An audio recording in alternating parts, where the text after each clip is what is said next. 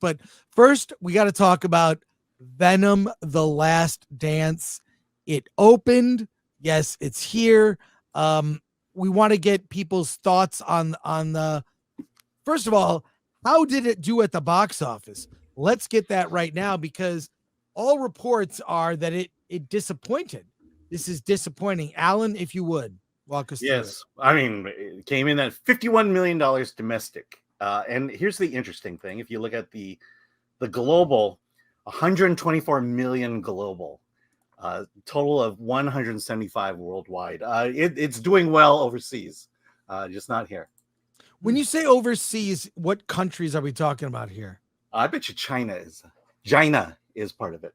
Well, I was going to say, like, the inclusion of the Mrs. Chen dance number in Vegas in the middle with her gambling, which, you know, at least my experience of going to Vegas, I've never seen Asians play slots. Mhm. That never, it's not a I've sight seen you ever. some.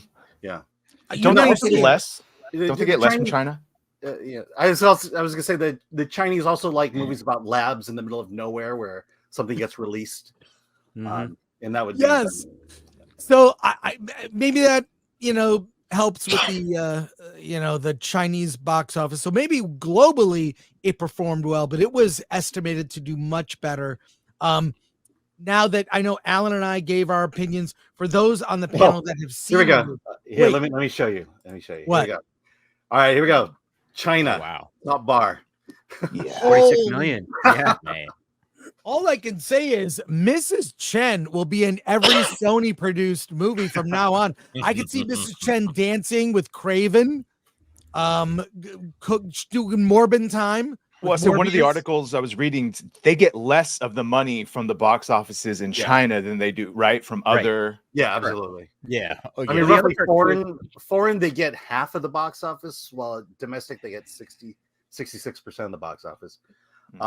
And then China pulled in 46 million, which is almost the same thing as same amount. That's very close to the US box office. Yep. But that's nuts that China, and really there was only that one pandering actor that was cast, which whatever. I didn't have a problem with it. I thought, Oh, you mean Tom Hardy? No. Mrs. Chen will be the next spinoff, says Joker Jack Fitak. Really? Anyways, I don't know if the Chinese audience went there for Mrs. Chen because they don't necessarily like to look at people like themselves on foreign films.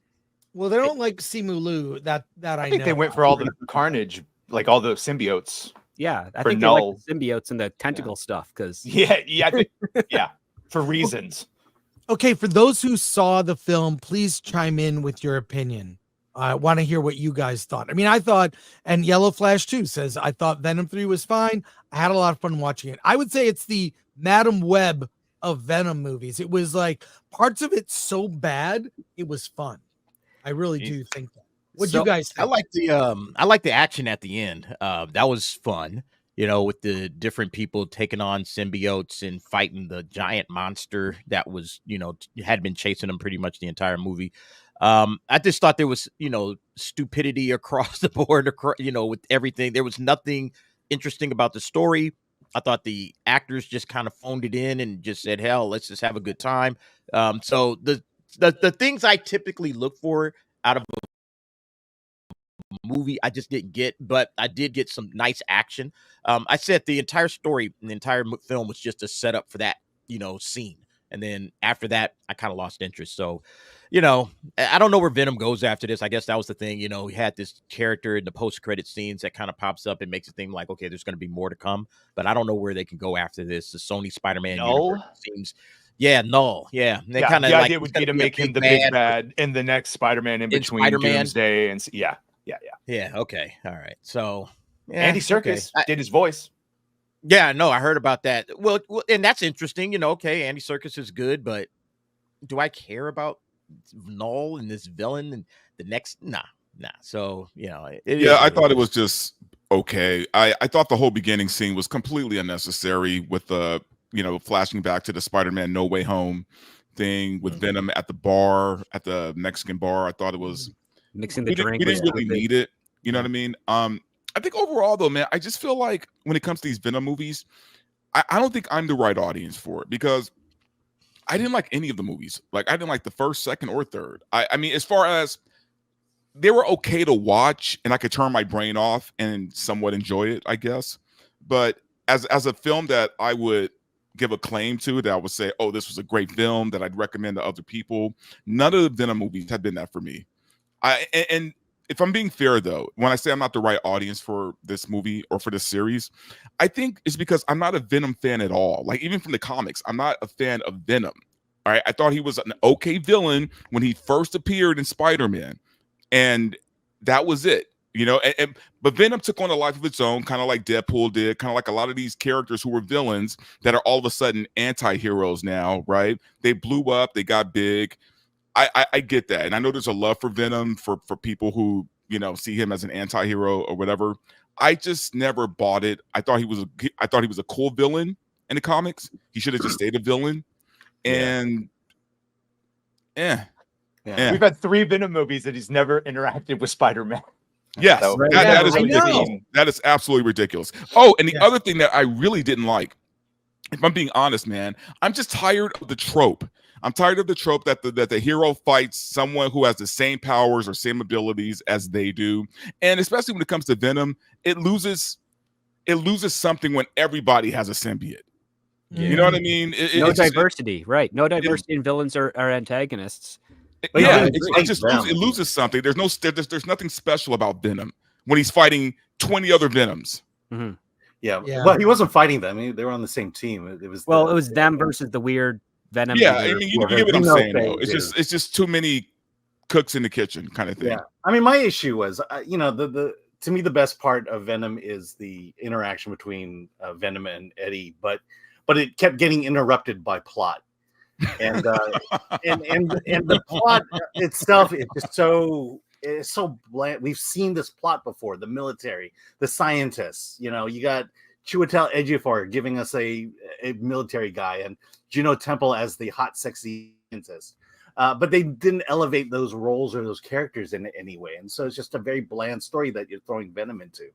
Well, I will say this. I am happy that they didn't make the female scientist the girl boss, right? Mm-hmm. I mean, I felt like at least her motivations were good enough, right? She was doing it for her brother. It wasn't because she's a girl boss and she knows everything. And, you know, they could have went that route, but they didn't go. So I didn't realize there was a brother plot.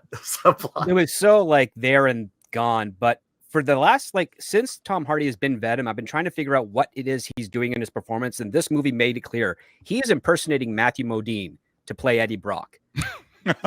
He is just a very pathetic, all erratic type of guy. I don't know why Sony keeps on picking him for various things, but to the point where the DA was saying, oh, the exciting fight scene, that's where I fell asleep in the theater. I didn't wake up until my girlfriend said it's over because it was just boring up until that point. I get it. It's supposed to be it's a buddy comedy, you know, these two people at odds with each other going forward, doing whatever. But this was a really screwball type of comedy film that nothing really at the end kind of tied up, from my understanding, what my girlfriend filled me in on when we were on our way home. But I mean, this is Sony. Sony's gonna Sony. This will probably do a little bit better than Kraven the Hunter at the end of the day, and we've already seen the numbers for Madam Web. So I don't know if this is really going to do a dent in regards to, will other studios be wary of making superhero films? It's no, I think Sony's just going to be the only one that's going to keep on pumping these out. You know, it says a lot though that you know, at least in recent years, that the most enjoyable movie Sony has made was Madam Web. You serious? Right. In recent years, I'm talking about. Yeah. Well, I'll just say I'm not sure. I saw the Kraven, trailer while we were in the theater, and I Rhino is in it. What? I just don't think all these standalone movies mean nothing without Spider-Man. A Spider-Man Venom movie. Now that would be amazing. Yep. The fact that we've got 3 without, and has Yellow Spider-Man. Toby, Andrew, Garfield. It has to be Garfield, man. This is Garfield's universe. Yeah, we've already seen Toby with the symbiote there. It was done. Yeah. Yeah, no, it was done then, but this is a different. I just think, and I like Topher Grace, miscast. miscast. Yeah. I think Well, Tom Hardy does a That much whole better movie job. was a mess. That He whole got movie was a forced mess. to put True. Venom. He didn't want to. He wanted to. Yeah. Yeah, but I don't know. Like, how long can they milk this? It's not helping the brand of superhero movie genre, right? Correct. It is diminishing that as a brand where people are like, how many of these? Although I will say, and Alan can attest, the Venom popcorn bucket was pretty amazing. Alan, I left mine in my car. You've got yours. Please, if you would, Yeah, look at and that. show it here. Wait, Yeah, that's I'll big. Yeah, make me- put you full screen there. There Give you me go. 38 seconds there. Hold on. That was Yeah. not bad. Not bad. I like this there. one. I know. I saw it. It's like, okay, I'm getting it. I do think Yeah. there's superhero fatigue now, though. I know we used to point out superhero fatigue just meant people are tired of bad movies, and then Deadpool, Right. Wolverines kind of proved it, but people are tired. I think people are just tired now. even Well, if let's it's be done honest well. here, man. Sony is just trying to maintain the rights. They're not trying to make anything great. There's no such thing as an audience fatigue, because if it's good, they'll go. The only Yes. fatigue happens is if the movie's great and nobody shows up. We have yet to ever see that. Because I must Yeah. remind people, Yeah. since 1978, the longest gap between any superhero movie has been 2 years.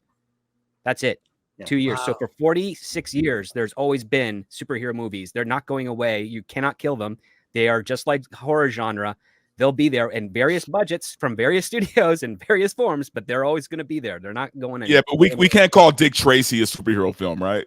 It was based on the It was. comics, so you can call it a comic book. Comic book, right? That was Here's the thing: Stop. it's not that people have superhero fatigue. They have superhero fatigue for heroes that are not Spider-Man, Superman, Batman, Iron Man, Captain America, Hulk. and bingo. Thor. So you're calling disinterest. That's Yeah. what it's called. They call Everyone disinterest. else they have fatigue for. Well, because they tried to push a bunch of characters that were never popular, and they tried to pretend they were popular, and they weren't. And then they've They done made, they made the an good. Agatha show, okay? They Yeah. made a show about a babysitter. Well, they've also done good, good stories poorly, so they take good superheroes that people do actually care about, and they make terrible movies or television shows about them. So you have that. And then you have like no-name shows like Guardians of the Galaxy, no-name characters that all of a sudden blow up and become popular. So you have this mix where it's like there's no consistency to what it is that they're doing. And it really comes down to the storytellers and the writers and the people that actually are making the content. If you get people that love superheroes and have an affinity for certain storylines or certain characters, and you let those guys get access to it, and not Jack Schaefer or whatever she's doing with Agatha. If you actually get people that care, you might actually not have any problems making superhero movies or superhero TV shows. But because we can't get people that love the genre and love the material to make the content, this is where we are. We're just getting tired of the crap that people keep putting out there because everything feels like a cash grab at this point. And just to piggyback off of that, do you know how badly I wanted a sequel to Werewolf by Night? Werewolf we by haven't gotten Night. it. You want to talk about obscure comics, right? Yeah. They made that work. It was good. Yeah. Apparently they're waiting, by the way. That's apparently what's going on with Blade and all that, is they're focusing on multiversal and all the supernatural We're stuff. gonna go is to like, Midnight Suns. at Yes, some point exactly. trying to Yeah, set yeah, all yeah. that up. We'll Yeah. see. yeah. But I mean, are the right people going to make it? That's the question. Nope. Because ultimately it comes down to that. Are the right people going to be behind the ideas, the stories, the scripts, the casting, everything? Look again how well Penguin is doing. Penguin is doing amazing because they took their time. They built it out the correct way. They didn't rush job it just to, cash in on the Batman and the Batman universe. It's like, no, somebody actually cares about, storytelling. Even if it's not, perfectly Penguin, it's still a great story and the characters are interesting. They're well written. They're well developed. This is what we want. Treat comic book fans with some respect. Don't just schlep out some crap and call it, oh, well, it's a comic book movie. You guys need to go out and watch it. No, I'm not watching it. All right. I'm tired of seeing this crap. So, yeah, when I went and saw Venom, I was like, yeah, all right, whatever. Had some action, had some good moments. But overall, it's just disappointing.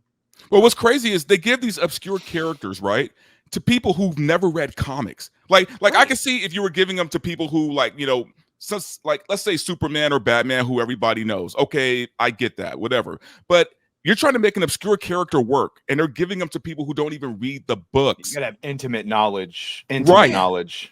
This And is James Gunn understands. read a comic. The person Yeah, that wrote James Gunn Venom- understands comics on a fundamental level. Yeah. So any character he takes, he's going to make it work. because he understands the audience. He understands why people who like comic books like them. He understands the audience that he's writing for. And when you understand the audience, it's like, yeah, I can play fast and loose with some of these characters, some of these ideas. I can, do different things that maybe weren't done in the comics, because not every comic book is perfect. It's like it came from the comics. You should do what the comics did. Not every comic book is great. There's a lot of bad comics out there. So just because you're adapting a comic book storyline doesn't necessarily mean you're doing what comic book fans want. But James Gunn, like you said, Dante, he understands why we like the content, why we have, devoted ourselves to this genre. So he's perfectly made to write, the Peacemaker, even though the Peacemaker isn't the Peacemaker we got from the comics. But the show is phenomenal and comic book fans love it because, again, James Gunn understands us. You got to get people that understand. That he understands you guys. It's the fact that he understands story first. Again, if you understand story first, all the rest is easy. That's basically it. Like, I will say this. Whoever wrote Venom 3 definitely read a lot of comic books, because that opening with that Null saying his speech, that is straight hokey, bad comic book stuff. All right. That is literally like bottom of the barrel, bad comic book stuff. However, if you can be a good storyteller who can tell a great story without the crutch that is the established IP, then you are in better hands to actually write something of an established IP and make it good, because you understand those fundamentals. Your next step, once you understand those fundamentals, is, I should probably learn something about the IP I'm writing about so that I can best reconcile how those fundamentals can be best exploited by the existing IP. That is what you do. That's what all great writers do. That is the subtext behind what Steegers are saying is we want someone who has never read the comics before, because they want someone who's dedicated their life to story first. However, the people that have been getting those jobs, I would argue, haven't dedicated to story first. They've dedicated to ideology first. And that is where we're in this bucket. I'm telling you right now, you can get someone that knows every single comic book, but if they don't know how to write a story and you give them the keys to write a Venom movie, a Superman movie, a Batman movie, Spider-Man movie, it will suck. And I have proof of it, because just go look at every fan film on YouTube and how bad they are. At this point, the fan films on YouTube are far better than anything the corporate's putting out. I'd go watch a Batman Dead End by Sandy Cholera, which is still a fan at this point, over anything Shetty's going to put out. But yeah, you need to be an intimate fan, and you need to. I love James Gunn, but boy, he sure did a lot of things that. Good luck if he makes it in service of the story, but it seems like in service of he just liked Damian, he just liked Guy Gardner, he did what he wanted, he kept the actors he wanted and disregarded everything else. I would actually use Bo DeMeo as a better example. Forget all the other stuff, as someone who knew all the comics, knew all the storylines, knew all the characters, and then shepherded and knew how to write and knew how to write, and then weaved it all together.